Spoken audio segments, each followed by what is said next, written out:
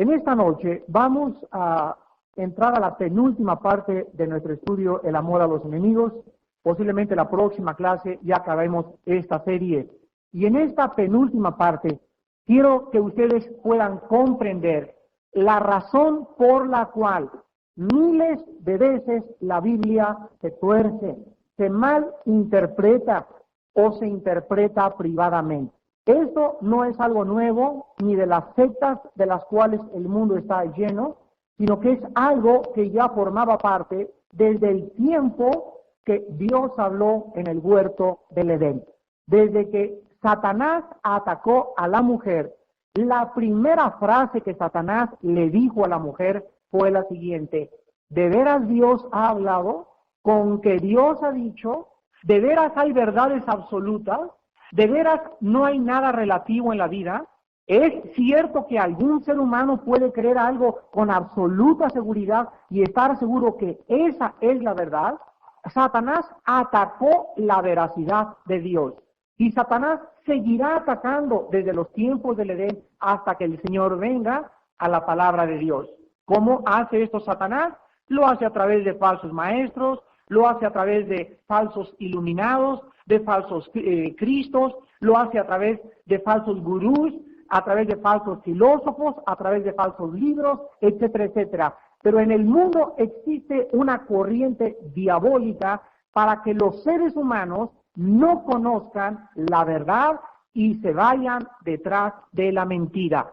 Una de las cosas, vean ustedes en 2 de Pedro capítulo 1, que la Biblia explica, es que la Biblia no es de interpretación privada. 2 de Pedro capítulo 1, versículos del 20 al 21. Y dice el apóstol Pedro estas palabras: entendiendo primero esto, que ninguna profecía de la Escritura, repito, ninguna profecía de la Escritura es de interpretación privada, porque nunca la profecía fue traída por voluntad humana, sino que los santos hombres de Dios hablaron, siendo inspirados por el Espíritu Santo. La palabra privada es la palabra griega idios, con D de Daniel, idios, y significa de uno mismo, significa separada de otra opinión. Lo que el Espíritu Santo nos trata de decir en estos dos versículos es que ninguna palabra que está escrita aquí en la Biblia fue escrita porque a alguien se le ocurrió. Por ejemplo, cuando el rey David escribía el Salmo 22, comienza el Salmo diciendo: Dios mío, ¿por qué me has desamparado? Más adelante concluye el Salmo 22, escrito 1000 años antes de que Jesucristo naciera, diciendo: horadaron mis manos y mis pies, sobre mi ropa echaron suertes, mi corazón fue como la cera, mis huesos se descoyuntaron mirando a mis enemigos. El rey David estaba escribiendo el Salmo 22 y sin que él supiera, estaba describiendo con detalles perfectos la crucifixión del Mesías, del Hijo de Dios.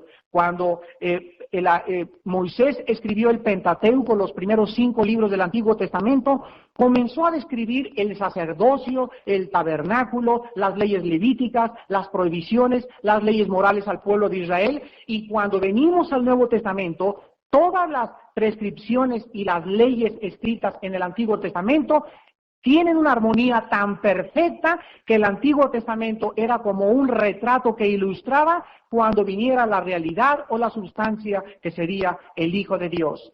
Y esta es una de las grandezas de la palabra de Dios, que la Biblia son 66 libros escritos por más de 40 hombres. Unos fueron pescadores, otros fueron reyes, otros fueron profetas, otros fueron colectores de impuestos, pero los 40 hombres todos concuerdan lo mismo, porque desde el Génesis hasta el Apocalipsis hay 2 temas en la Biblia: la obra y la persona de Jesucristo, el Hijo de Dios.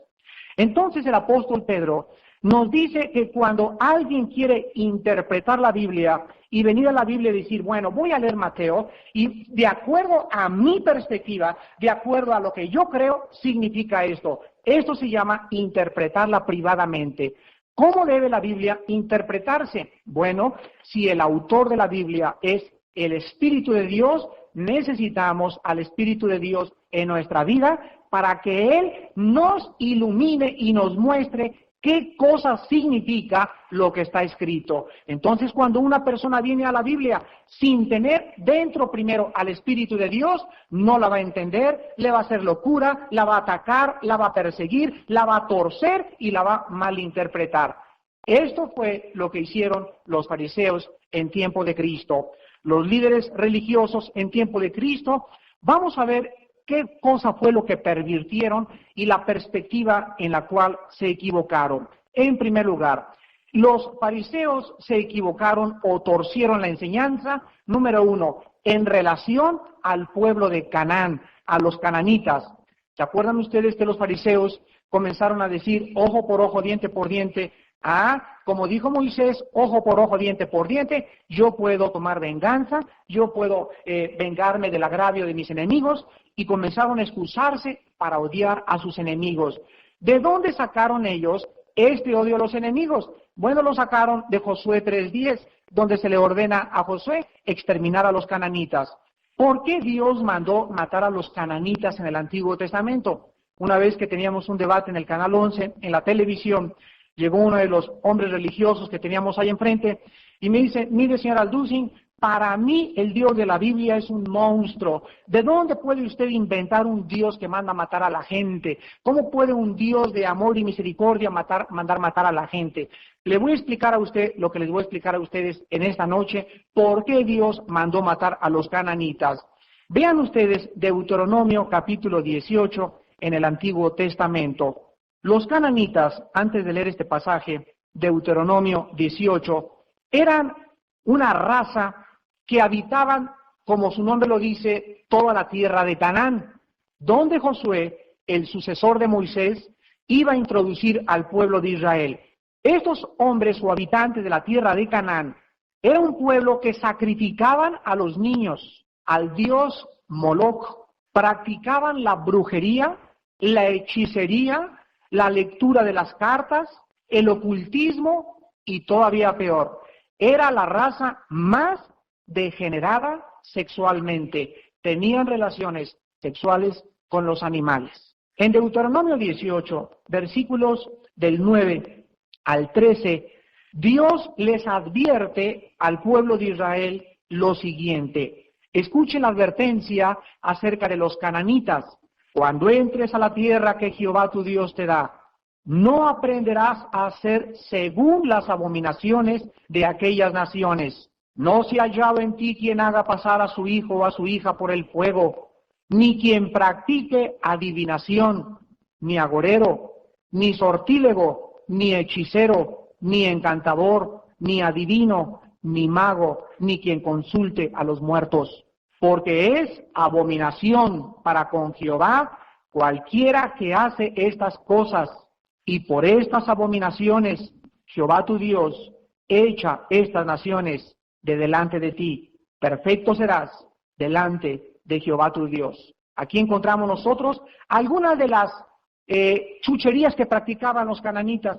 Y no solamente practicaban la adivinación, sino que también los cananitas invocaban a los espíritus. Algunas de las palabras aquí en el hebreo que se tradujeron, por ejemplo, agorero. La palabra agorero es la palabra hebrea que se tradujo astrólogo. Y los astrólogos eran hombres de la antigüedad en la época de los caldeos, como en la época moderna, que quieren a través de las estrellas y las constelaciones o los signos del zodiaco tratar de interpretar esos signos para poder demostrarle a la raza humana que somos nosotros gobernados o que las estrellas pueden, de acuerdo a su conformación, gobernar nuestras vidas. Y el 85% de los periódicos en México, y en Estados Unidos y en Europa tienen columnas con horóscopos astrológicas, porque toda la gente, inclusive jefes de Estado, consultan su horóscopo antes de tomar decisiones. A la luz de la Biblia es abominación.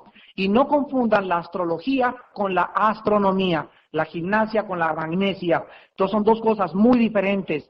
Los cananitas eran unas personas que no solamente eran astrólogos, sino que la palabra que se usa aquí, sortílego, significa una persona endemoniada, que pone a otra persona bajo su control con sus hechizos o encantamientos. Estos son los hipnotistas modernos.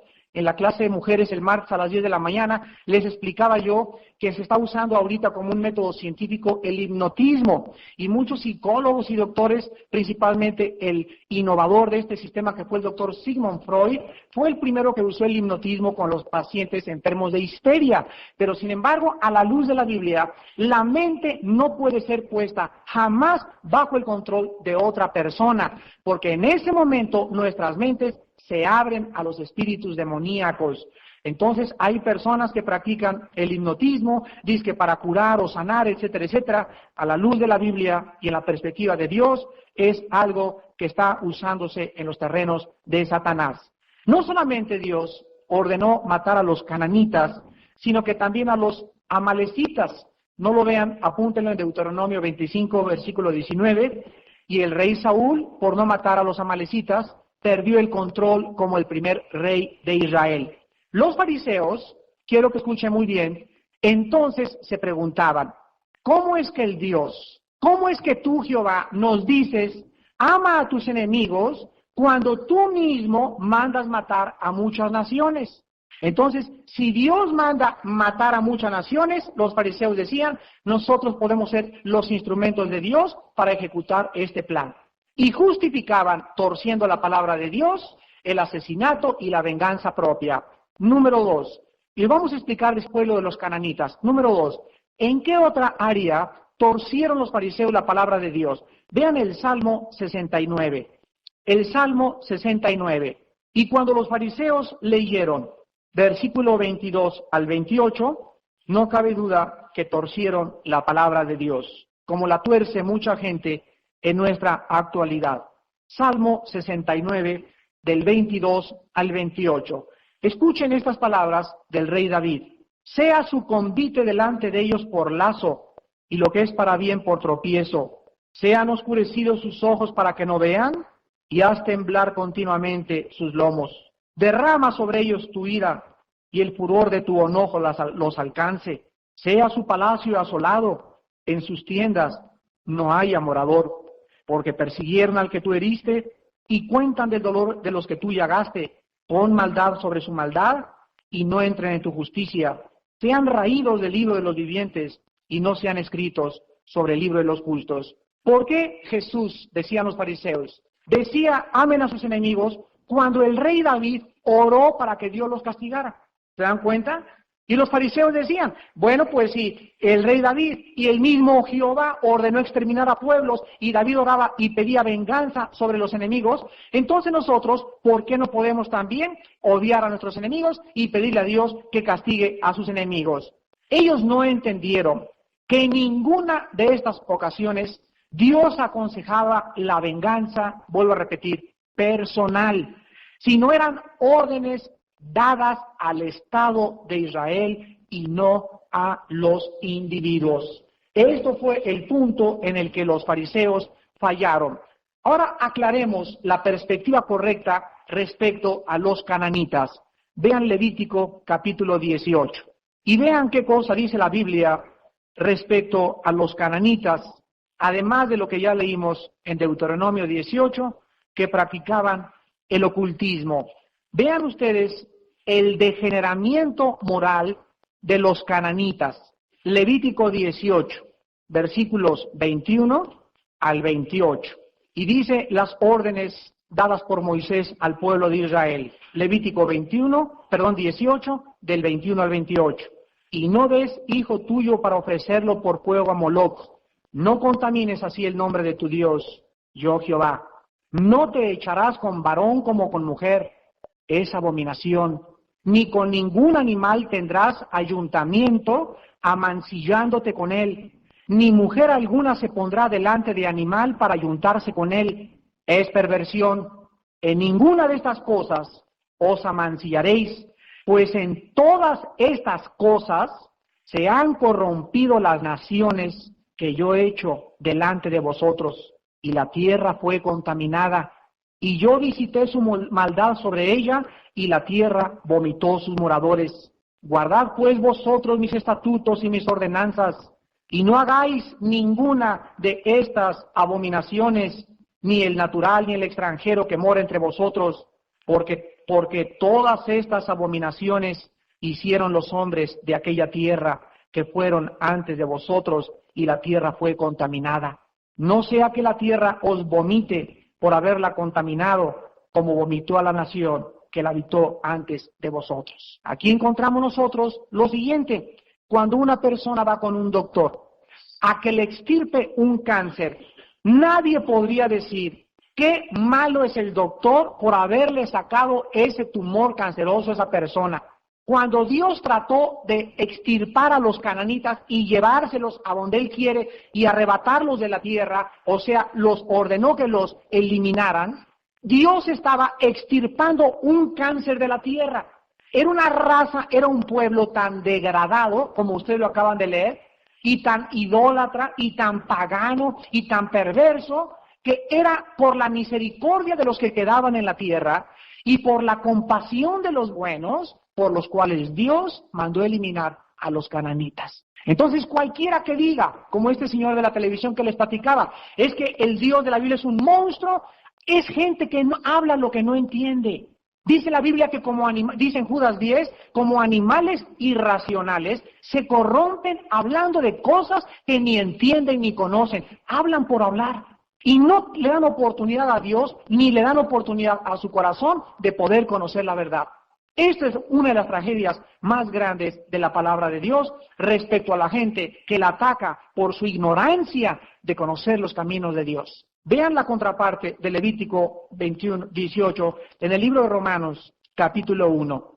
Y en Romanos 1, el apóstol Pablo menciona lo mismo respecto a los pecados de la degradación moral, de los tiempos en que vivía la gente cuando recibió la carta a los romanos. En otras palabras, hemos cambiado históricamente, hemos crecido tecnológicamente, hemos avanzado científicamente, pero por favor recuerden algo: el corazón del hombre sigue siendo el mismo. El ser humano sigue siendo ser humano. Y la superación del ser humano es la mentira más grande que existe en el mundo de la filosofía. De acuerdo a la Biblia, las cosas van no de menos a más, sino de más a menos. El ser humano no va progresando moral ni espiritualmente, ni tampoco filosóficamente. Una vez en la Facultad de Filosofía aquí en la UNAM, se levanta un muchacho y me dice, pero es que ¿cómo puede usted decir que no hay evolución? Y le dije, muchacho, solamente quiero hacerte una pregunta. ¿Tú crees que los filósofos del siglo XX como Nietzsche, como Jean-Paul Sartre, como Bertrand Russell, son más grandes que Sócrates, Demóstenes y Cicerón? Y me dijeron, bueno, eran diferentes. Y les dije, yo les voy a decir cuál es la diferencia. Los filósofos de la época de oro de Grecia y de Atenas, 250 años antes de Cristo, eran hombres que llegaron a través de la lógica elemental al conocimiento de Dios. Y los filósofos del siglo XX todos son ateos. Y ninguno se puede comparar, nadie, ni siquiera a las uñas del dedo gordo, le llegan a Platón. Entonces, ¿en dónde ha evolucionado la filosofía? Es todo lo contrario, se está degradando. Ahora los filósofos del siglo XX niegan a Dios y se les llama los filósofos de la desesperación. Y los filósofos antiguos decían, pienso, luego existo, existo, luego vivo. Vivo, tiene que haber una causa, esta causa tiene que ser justificada. Si hay una causa justificada y si yo puedo verme en el espejo en la mañana y yo sé que hay un ser enfrente de mí, tiene que haber un creador. Conclusión, lógica elemental. Pero sin embargo, mucha gente, vuelvo a repetir, sigue insistiendo en creer que el ser humano ha progresado filosófica, moral y espiritualmente, y es todo lo contrario. Miren lo que dice el libro de Romanos y vean si no retrata el siglo XX. Capítulo 1, versículo del 21 en adelante. Romanos capítulo 1.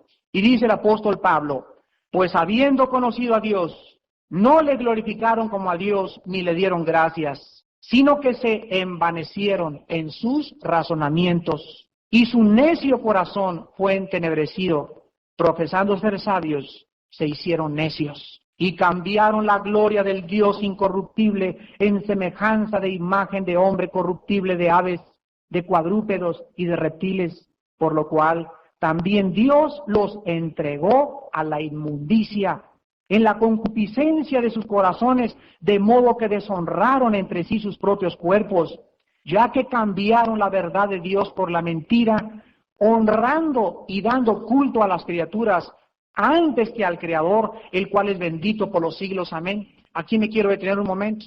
Quiero que ustedes vean por qué la Biblia culpa al ser humano.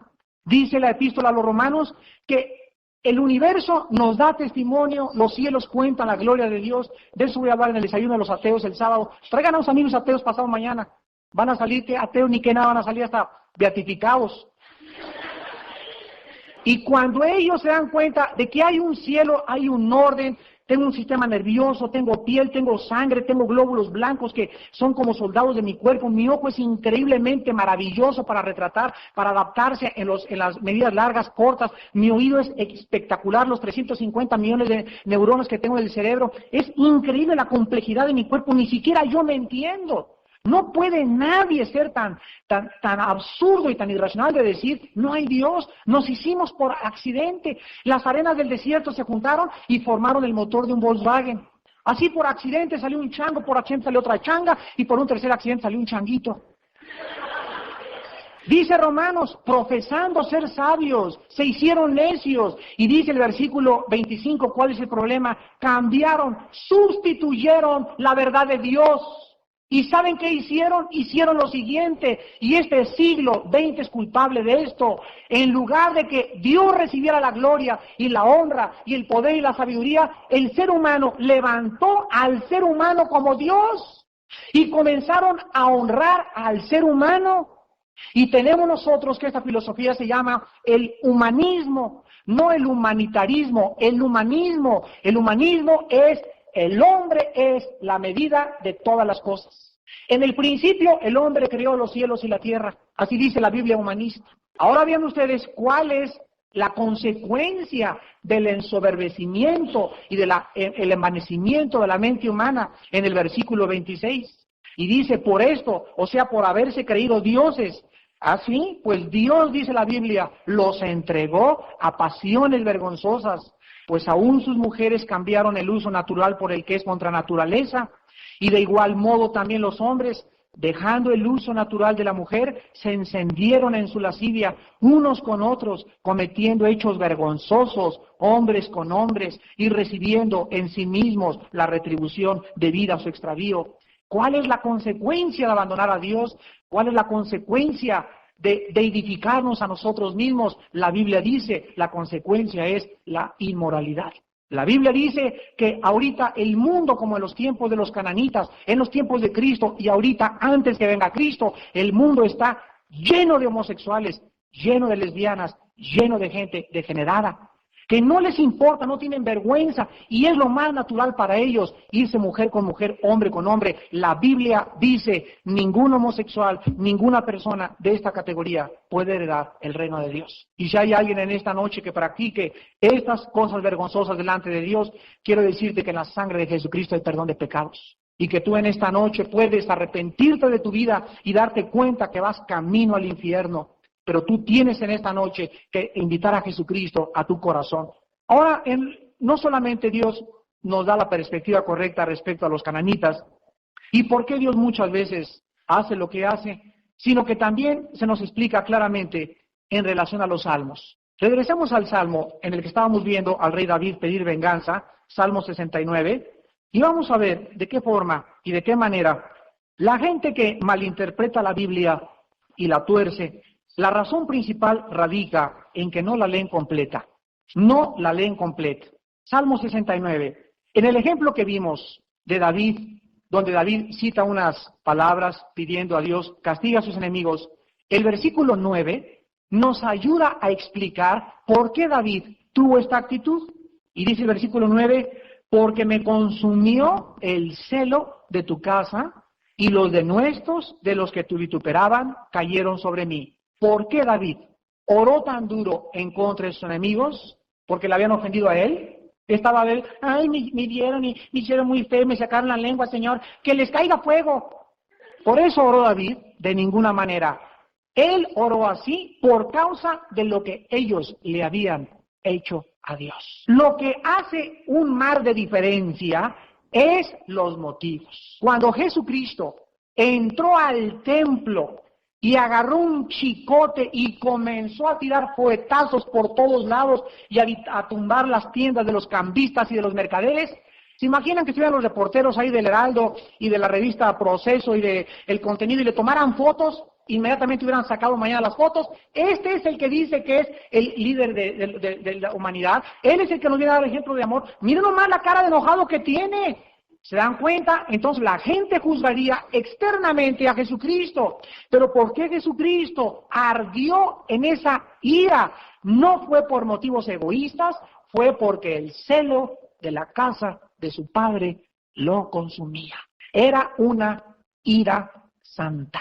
Y lo que Dios ve en el corazón es la razón por la cual hacemos lo que estamos haciendo. Porque si hacemos las cosas por venganza personal, porque mis sentimientos fueron humillados y porque me siento herido, etcétera, etcétera, en ese momento caemos bajo el juicio de Dios. Pero cuando el cristiano se enoja cuando alguien rompe la Biblia y cuando llora a Dios y le dice, Padre Santo, ¿hasta cuándo tus enemigos y hasta cuándo habrá tanto pecado, etcétera, etcétera? El cristiano no está pidiendo venganza por causa personal, el cristiano está clamando, como dice Apocalipsis, Señor Jesús, ven pronto porque este mundo apesta ya de tanta basura que hay. Cuando la gente no comprende esto, entonces la gente mal interpreta la Biblia y la gente comienza a usar la Biblia a su propia manera. Vean 2 de Pedro capítulo 3 y el apóstol Pedro nos dice a qué categoría o clasificación pertenece la gente que tuerce la Biblia. 2 de Pedro capítulo 3. Segunda de Pedro 3, versículo 15 al versículo 18. Y dice en el versículo 15, y tener entendido que la paciencia de nuestro Señor es para salvación, como también nuestro amado hermano Pablo, según la sabiduría que le ha sido dada, os ha escrito, casi en todas sus epístolas, hablando en ellas de estas cosas. Escuchen, entre las cuales hay algunas difíciles de entender, las cuales los indoctos e inconstantes tuercen, como también las otras escrituras, para su propia perdición. Así que vosotros, oh amados, sabiéndolo de antemano, guardaos, no sea que arrastrados por el error de los inicuos, caigáis de vuestra firmeza. Antes bien, creced en la gracia y el conocimiento de nuestro Señor y Salvador Jesucristo. A Él sea gloria ahora y hasta el día de la eternidad. Amén. ¿Quiénes son los que tuercen la Biblia? Dos clases de personas. Número uno, dice la Biblia, indoctos. ¿Quiénes son los indoctos? Son personas jóvenes, ignorantes, con conocimiento no suficiente de la palabra de Dios, que se ponen a enseñar o a predicar antes de tiempo. Y comienzan a proferir tantas barbaridades, y lo peor de todo es que hay cantidad de personas o de predicadores que no tienen un grupo alrededor de hombres maduros, ni nadie que escuche con más madurez sus mensajes para poder ser criticados y para que les puedan decir esto está bien, esto está mal, métete por aquí, métete por allá, te faltó esto, esto está fuera de contexto, y entonces comienzan ellos mismos a ensoberbecerse. Y en segundo lugar dice la Biblia, los inconstantes. Estas personas son las que no le dedican el tiempo suficiente al estudio de la palabra de Dios. No sé cuántos de ustedes sepan cuánto necesita un karateca cinta negra, primero o segundo dan, para poder mantenerse en el cinta negra. Necesita mínimo 4 horas diarias de entrenamiento. Aquí nuestro hermano Joaquín Capilla nos podría decir cuántas horas practicaba echándose clavados para poder haber llegado a ser campeón olímpico. ¿Cuánto necesita un pianista, un concertista para poder dar un concierto? 7 u 8 horas diarias de practicar el piano.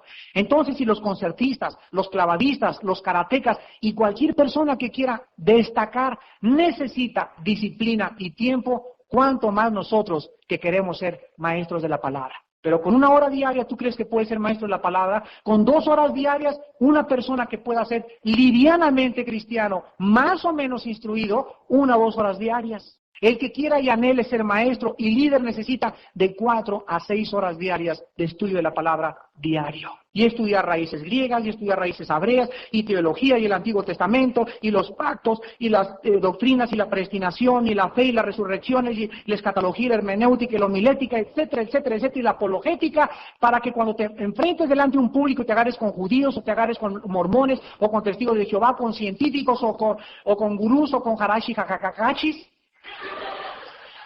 puedas tener la autoridad y el conocimiento suficiente de hacer, como dice 2 Corintios capítulo 10, las armas de nuestra milicia no son carnales, sino poderosas en el Señor para la destrucción de fortalezas, refutando argumentos y toda altivez que se levanta contra el conocimiento de Dios, llevando cautivo todo pensamiento a la obediencia en Cristo Jesús. El mundo ahorita necesita hombres que conozcan la palabra, predicadores que prediquen la palabra de Dios y no su propia opinión ni sus propios rollos, muchachas, jóvenes que se enfrenten a sus maestros, a los ateos, a los evolucionistas, a los existencialistas y presentemos defensa con mansedumbre de la esperanza que Dios ha dado en nuestros corazones. Vivimos en un mundo rodeado de escépticos, agnósticos, ateos y personas que no quieren comprender y atacan la Biblia sin conocerla. ¿En dónde están aquellos que, como Elías, le dijeron al pueblo de Israel: si Dios es Dios,